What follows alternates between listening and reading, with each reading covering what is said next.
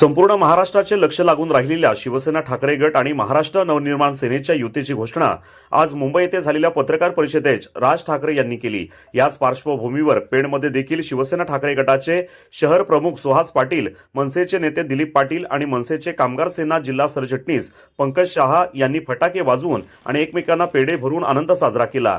तसेच शिवसेना ठाकरे गटाच्या नवनिर्वाचित नगरसेविका अरुणा सुहास पाटील यांचं देखील अभिनंदन करण्यात आलंय।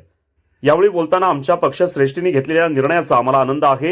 येणाऱ्या काळात पेण मतदारसंघात शिवसेना आणि मनसे आम्ही मिळून जनतेची सेवा करू अशी ग्वाही आम्ही देतो, असे शिवसेना ठाकरे गटाचे पेण शहर प्रमुख सुहास पाटील यांनी बोलताना सांगितले।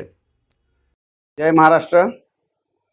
आज अखेर बाळासाहेब ठाकरे यांचे स्वप्न पूर्ण झाले, कारण आज महाराष्ट्र नवनिर्माण सेना आणि शिवसेना उद्धव बाळासाहेब ठाकरे यांचे युती झाली आणि सर्व ठिकाणी ही युती झालेली आहे। त्याचा आम्हा सर्व कार्यकर्त्यांच्या वतीनं आम्ही जल्लोष केला आणि एकमेकांना पेढे भरून त्या युतीचा खूप आदर केला।